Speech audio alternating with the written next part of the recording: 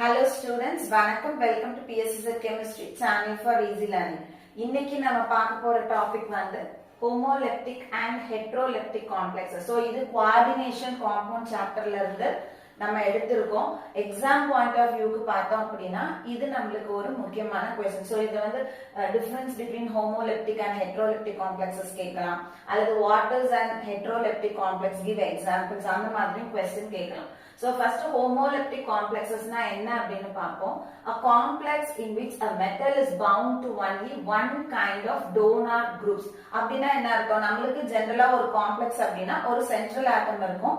அதோட வந்து டைரக்ட்டா எந்த குரூப்ஸ் எல்லாம் attach ஆயிருக்கோ that we call it as ligands. So இப்போ இந்த எக்ஸாம்பிள் எடுத்துப்போம். இது வந்து ஒரு கோபால்ட் காம்ப்ளெக்ஸ். இதுல கோபால்ட் அப்படின்றது சென்ட்ரல் ஆட்டம். இதுல அட்டாச் ஆயிருக்கிற லிகாண்ட் வந்து NH3. சோ 6 NH3 லிகாண்ட்ஸ் வந்து அட்டாச் ஆயிருக்கு. சோ இந்த கோபால்ட்டோட அட்டாச் ஆகக்கூடிய 6 லிகாண்டும் ஒரே மாதிரியான NH3 இருக்கு.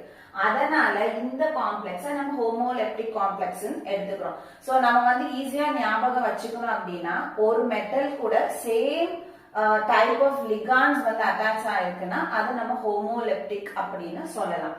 Heteroleptic complexes அப்படினா a complex in which a metal is bound to more than one kind of donor groups.